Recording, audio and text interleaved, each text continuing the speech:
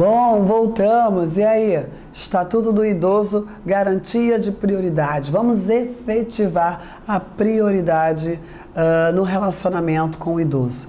Falamos do inciso 1, prioridade de atendimento. Ok? Esse atendimento, além de preferencial, ele tem que ser imediato e individualizado. E o inciso 2, preferência agora na formulação e execução de políticas sociais públicas específicas. Lógico, né? Uma política social, né? Saúde. Tá bom, entendi. Mas saúde é uma política social voltada para todos. Sendo que a geriatria, a política de saúde voltada para o idoso deve ter preferência na formulação. Quer dizer que os nossos administradores públicos precisam, ao preparar o seu plano de ação, o seu plano de governo, o seu plano de gestão, começar pelo idoso. Entendeu? Lógico, eu sei, tem outras preferências, Claudete, criança, adolescente também, eu sei, mas ele começa o seu projeto de ação, imagina uma Secretaria de Saúde, o Ministério da Saúde, ele projeta o seu plano de ação, o seu plano de governo, pelas prioridades. Dentre as prioridades está o idoso, ok? As políticas sociais voltadas para o amparo ao idoso, certo? Que mais? Isso na formulação e na execução, tanto no projeto, se projetou, se fez um projeto de governo, um plano de governo, plano da administração pública.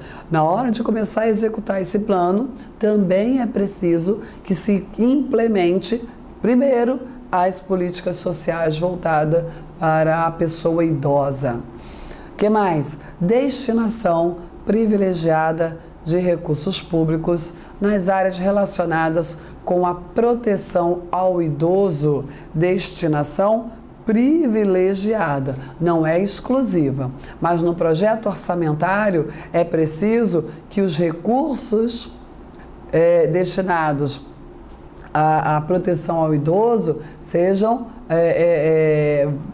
primeiros reservados. Olha, nas chamadas dotações orçamentárias do projeto, no plano orçamentário, quando você faz um projeto orçamentário, na hora de se implementar essa verba pública, de se aplicar a verba pública, faça os diversos planejamentos do plano de governo, vamos começar por onde? Qual a destinação privilegiada? Se tem lá uma dotação orçamentária depositada, que não vai alcançar todo o plano de governo, o privilégio, políticas sociais voltadas para o idoso, ok? Certo? Depois, outras destinações. Que mais? Viabilização de formas alternativas de participação, ocupação, convívio do idoso com as demais gerações. Precisamos melhorar essa efetivação, né? Essa garantia de prioridade precisa ser mais vivenciada aqui no Brasil, porque é preciso parar e pensar em práticas sociais de integração entre o idoso e as demais gerações. Eu lembro na minha infância que não tínhamos aí tanta televisão. Hoje a gente tem televisão em todos os cômodos da casa, né? Mas eu lembro da minha infância que nós sentávamos as crianças perto de um tio, do avô, do pai, e ali os pais, eles contavam suas histórias, né? As suas peraltices de adolescente, de jovem, e tinha muitas histórias, e as experiências iam sendo transmitidas, e o convívio o relacionamento ia se fortalecendo, e de repente, com esse mundo de tecnologia, com essa imensidão de informação, o idoso, que antigamente era um ícone de conhecimento, ele passa exatamente ao polo inverso. Ele já é aquele que não sabe nada, já é aquele que está por fora, entendeu? Então a gente, sem perceber, sem se dar conta, nós, cidadãos democráticos, nos vimos na seguinte situação: olha, o idoso, coitadinho, ele já não sabe de nada, né? Ele é velho, sabe de nada. E é exatamente o contrário. Não, ele não é velho, ele é idoso. Ele é uma pessoa que precisa de proteção porque já esteve na sua plenitude, já contribuiu para a sociedade brasileira, para a sociedade democrática, e agora precisa ser respeitado, e toda a sua vivência, toda a sua experiência tem que servir de base para o nosso crescimento. Não é isso? Precisamos acordar para isso. Por isso que se busca a integração, o convívio do idoso com as demais gerações, para que essas demais gerações, o adolescente, a criança, o jovem e o adulto, perceba que no idoso ele encontra uma fonte de experiência. Tropeços que por acaso o idoso passou, que agora nós adultos, jovens, podemos não tropeçar. Eu lembro de, salvo engano, Augusto Cury, ele diz o seguinte, que inteligente é a pessoa que aprende com os próprios erros. Sábio é a pessoa que aprende com os erros dos outros. E o idoso, ele já deu seus tropeços, né? Todo mundo dá o seu tropeço. Como nós, pais, eu sou mãe de 2 filhos, o que a gente mais quer? Que os nossos filhos não passem pelos tropeços, não tenham os tombos que a gente levou na nossa vida de adolescente, de jovem, de adulto. Não é isso que a gente quer? Mas só que, para que isso aconteça, é preciso uma integração, é preciso uma participação, uma ocupação e um convívio do idoso com as demais gerações. E participação. Hoje é muito comum que o idoso seja o bolso, né? A grana da família. Mas ele banca a família, ele toma conta dos netinhos, mas na hora de conversar, de trocar experiência, de buscar uma opinião do idoso, isso não acontece. Ele é colocado de lado quando dá formulação de projetos familiares. É isso que a legislação não quer. É isso que o legislador diz. Não, essa prioridade de participação, essa prioridade de convívio, de ocupação, tem que ser implementada de uma forma que viabilize esse convívio e o respeito e a garantia de dignidade da pessoa humana. Se você busca a participação do idoso na família, mas só como pessoa explorada financeiramente e como uma babá de graça, isso aí não é respeito nenhum, isso não é participação, isso aí é exploração, não é não? Claro, ok? Então, é preciso perceber qual a diferença entre a participação, ok? E a exploração no convívio familiar. O que mais? Outro inciso, a garantia de priorização do atendimento do idoso por sua própria família, em detrimento do atendimento asilar. Os asilos, os abrigos de idosos, lógico, são necessários? São, porque tem muitos idosos que hoje estão isolados, sozinhos e esquecidos por sua família. Mas o que o legislador busca é que a família tenha condições e a estrutura não é só financeira, né, ok? É uma estrutura psicológica também, de acolher o seu idoso em condições de dignidade, ok? Então, a priorização do atendimento do idoso por sua própria família. É a família que tem que atender às necessidades do idoso. Face a sua condição aí de envelhecimento, lógico, em detrimento do atendimento asilar, exceto dos que não a possuam ou careçam de condições de manutenção da sua própria sobrevivência.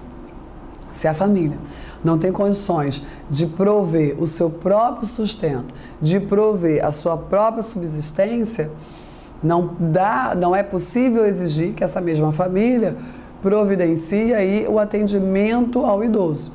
Às vezes, não é que a família não queira, é que ela não tem condições, ok?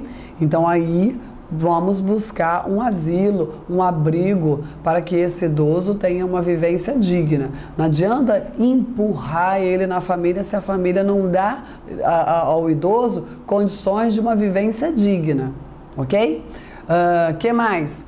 Outra prioridade: capacitação e reciclagem dos recursos humanos nas áreas de geriatria e gerontologia e na prestação de serviços ao idoso.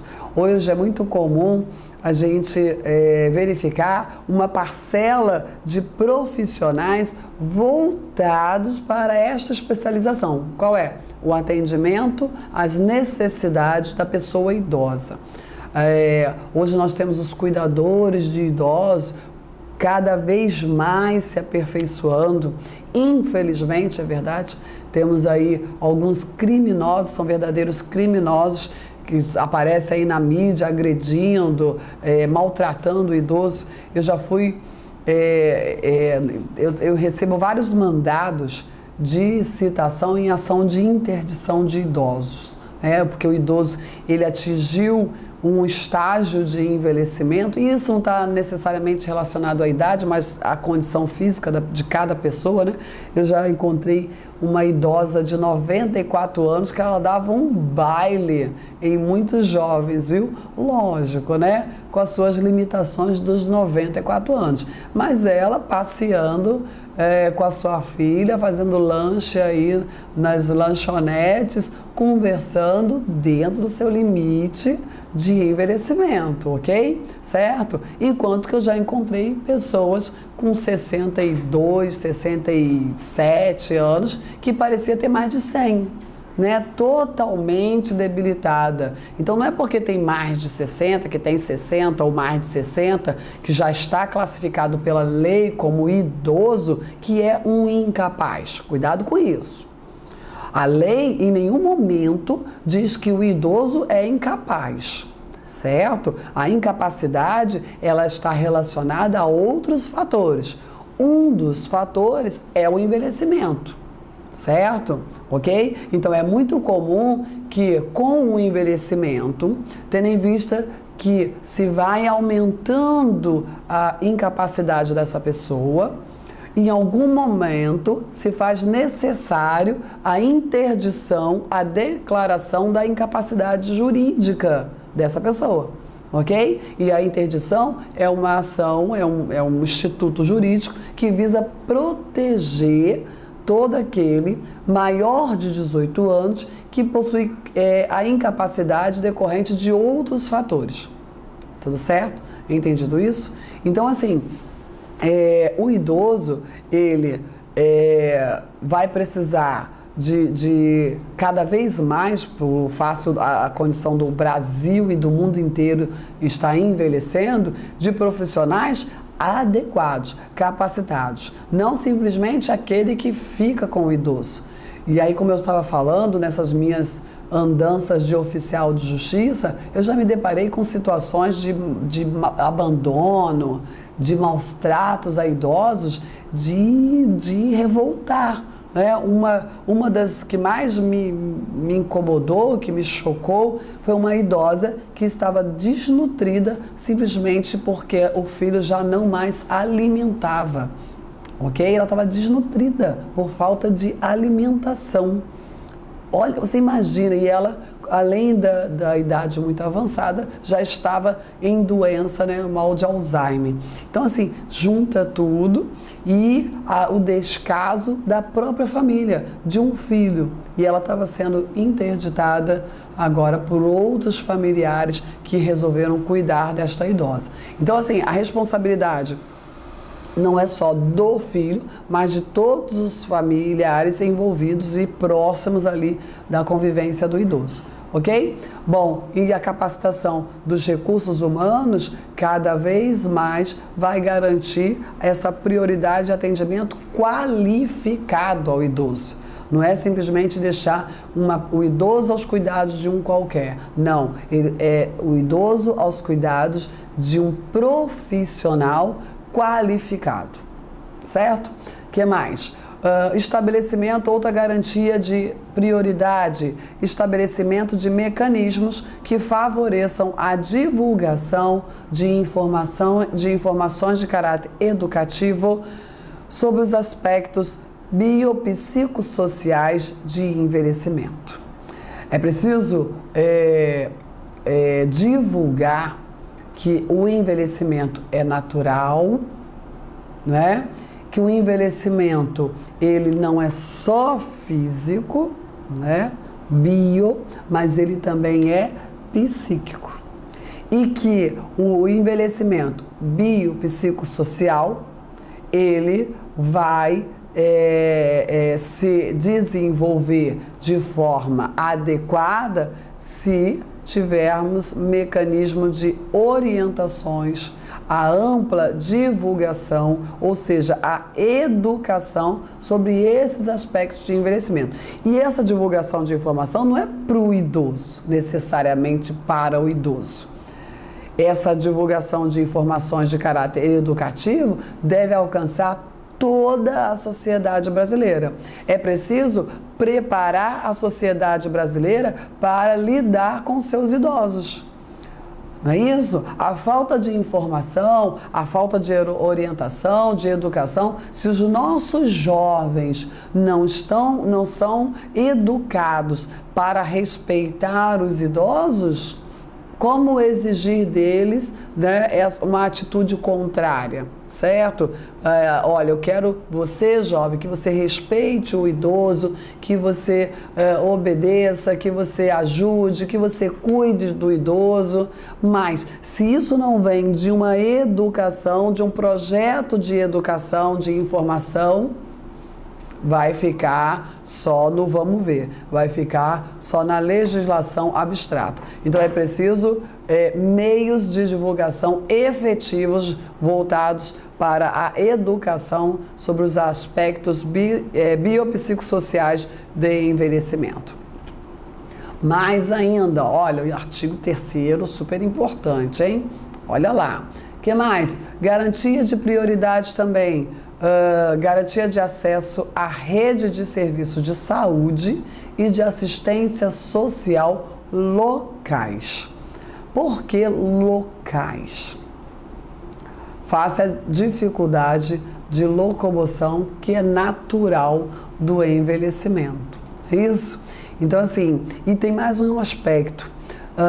O acesso às redes de serviço social de saúde, assistência social, esse atendimento de saúde, esse atendimento de assistência social, ele vai ser melhor efetivado por profissionais que estejam o quê? Que estejam integrados àquela comunidade de seu local de trabalho. O que eu falo? O juizado da infância, juventude e do idoso, né, que agora é o comum nas estruturas do Poder Judiciário. A vara do idoso, a vara do juizado da infância e juventude, são juízos muito mais sociais que juízos de direito. São pessoas, são profissionais, são agentes públicos que precisam olhar para o idoso e enxergar não um objeto de direito, não aquela pessoa que precisa que a lei seja aplicada, mas muito mais, uma pessoa que precisa ser amparada, que precisa ser respeitada, e respeitar o idoso significa o seguinte: conhecer a sua vivência social, a sua vivência comunitária, para dar a ele um efetivo atendimento. Por que eu estou falando isso? Muitas vezes, uma ação pública, ela pode não ter o atendimento esperado por falta de interação com a realidade do idoso. Não adianta você vir com ações mirabolantes, né? Olha, eu vou colocar aqui o idoso perto na sua praça, eu, prefeito, eu, administrador público, vou colocar aqui na praça, pertinho da sua casa, aparelhos para você recuperar o seu vigor físico, aparelhos, né, para você fazer ginástica, para você voltar a ficar musculoso. Meu filho, isso aí não serve mais não, viu? Você tem que colocar um aparelho que eu não tenha que fazer tanta força, né? Que seja mais para eu manter o movimento. Hoje em dia eu não quero músculo não, hoje em dia eu só estou querendo manter o meu movimentozinho e não aquele, né, aquela força, porque já não dá mais. E é fato. Então, não adianta trazer um top de linha, um equipamento padrão FIFA, material NASA, se não atende à condição peculiar de envelhecimento. Ok? Certo? Então, essa garantia de acesso a serviços de saúde, a assistência social local e toda e qualquer ação pública de atendimento ao idoso tem que ser sempre observando a sua condição peculiar de envelhecimento. Outra prioridade, no recebimento da restituição do imposto de renda. Lógico, né? Claro que sim. Não precisa nem explicar por quê, né? São valores de dinheiro do idoso. Você quer receber antes de todo mundo. Também tem prioridade na tramitação de processos, tem várias prioridades. Esse aqui é um rol exemplificativo de prioridade. Com esse rol, o legislador quis mostrar que, olha, a garantia de prioridade, a garantia de proteção integral que o Estatuto do Idoso vem aqui exigir de toda a sociedade não pode ser um abstrato eterno. Precisa ser implementado. E aí ele traz um rol exemplificativo dessas garantias de prioridade. Ok? Bom, o artigo 7º determina que os conselhos nacional, estaduais, do Distrito Federal e municipais do idoso, previsto aí na Lei 8.842, zelarão pelo cumprimento dos direitos do idoso definido nesta lei, que é o Estatuto da Pessoa Idosa. Bom, é comum, assim como aconteceu para criança e adolescente, a sociedade se estruturou, não só o poder público, mas também a sociedade que constituiu aí vários conselhos, ok? Conselho Nacional, Conselho Estadual, Conselho Distrital, Conselho Municipal, que devem agir de forma integrada, e não só os conselhos, viu? Quando se fala a sociedade deve interagir para a aplicação das políticas de proteção ao idoso, nós pensamos no dever de proteção, que é da família, da comunidade, da sociedade, do poder público, né? Então, quando a gente olha para tudo isso, nós enxergamos a família agindo ali, né, em atitudes concretas de proteção ao idoso, a comunidade, a igreja, é o mercadinho que tem lá o seu balcão prioritário de atendimento, é o banco, não é isso? Nós enxergamos também a sociedade se organizando através dos vários conselhos. Nós enxergamos também o poder público destinando, por exemplo, no judiciário, o juizado do idoso, que vai ter lá toda uma efetivação de prioridade de tramitação, prioridade de atendimento ao idoso, na tramitação do processo e assim vai.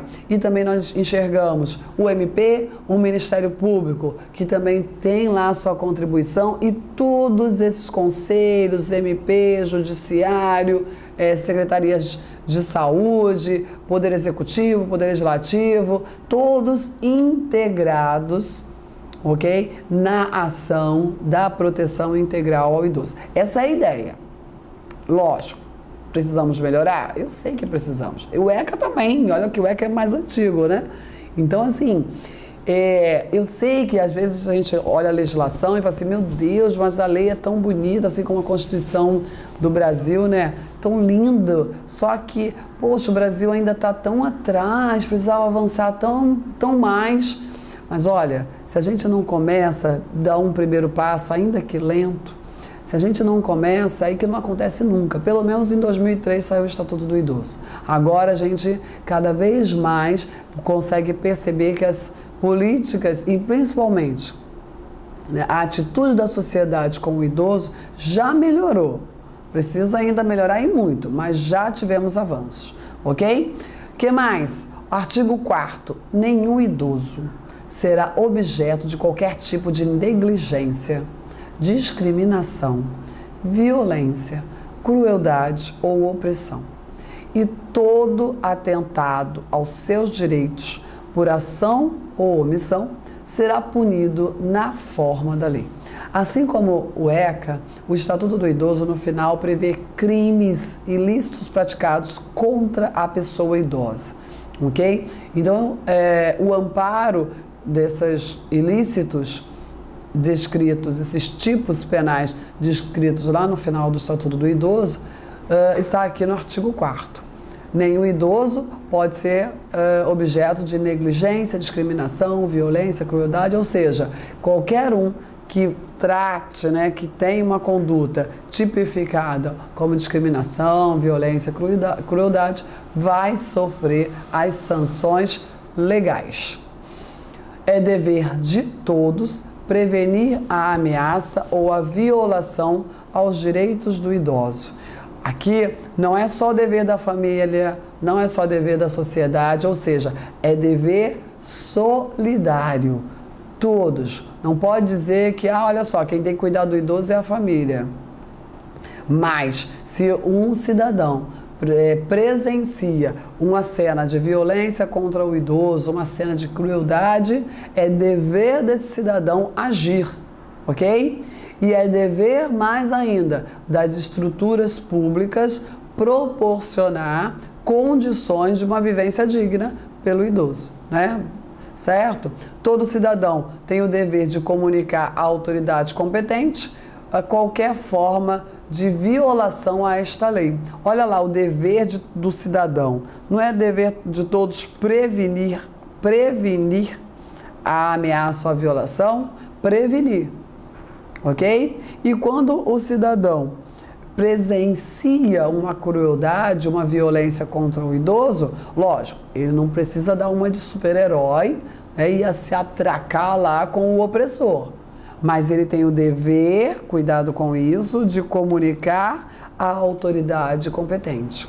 E a autoridade competente tem o dever de agir em prol da proteção deste idoso. Ok? Então, isso para a prova é importante.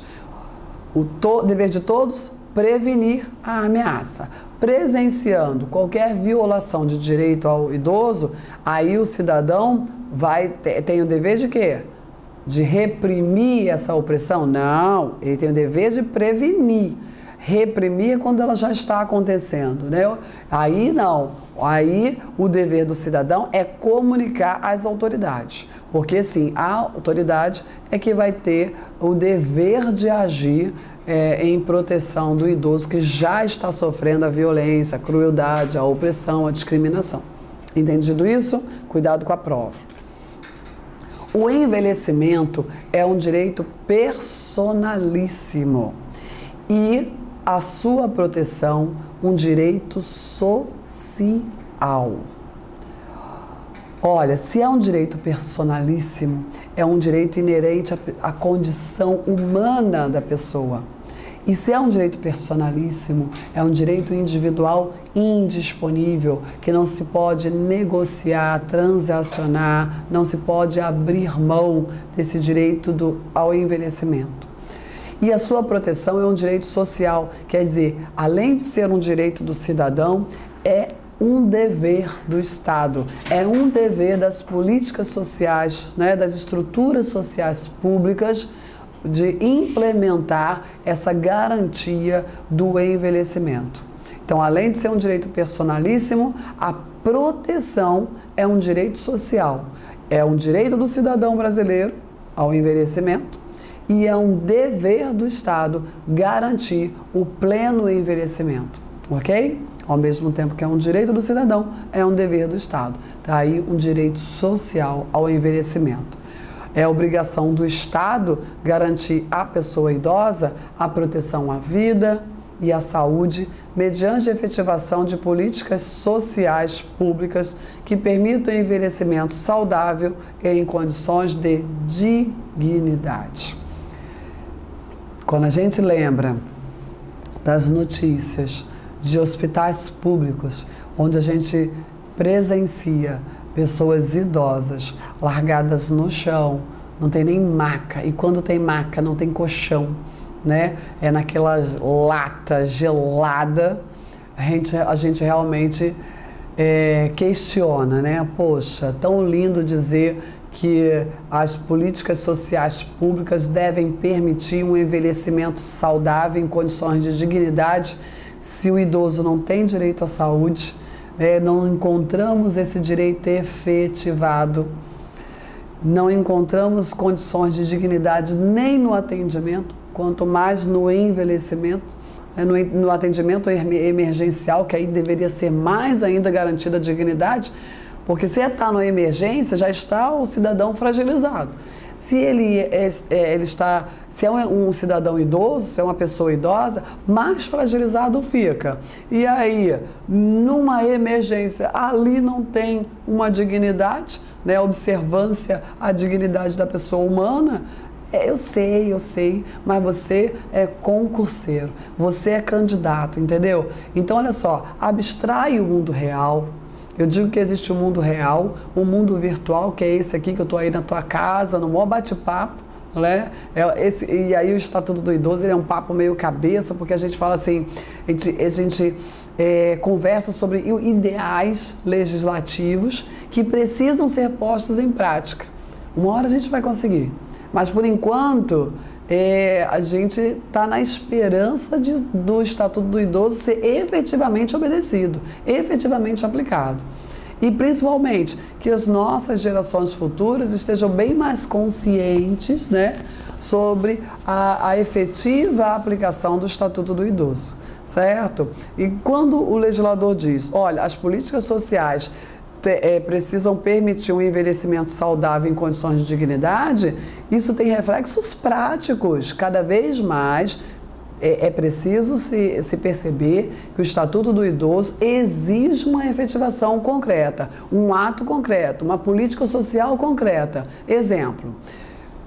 Não está aqui dizendo que as políticas sociais devem permitir o envelhecimento saudável em condições de dignidade, não é? Então, quer dizer que, concretamente, é preciso que a estrutura pública conceda ao idoso os remédios gratuitamente, se ele não tem condições de comprar, para que ele consiga, com dignidade, e aí é normal no envelhecimento, né, a quantidade de remédios aumenta, que ele tenha condições de viver em dignidade, porque tem idoso aí que só tem dinheiro para comprar o remédio, ou ele compra o remédio ou ele compra a comida. Isso é digno? Lógico que não.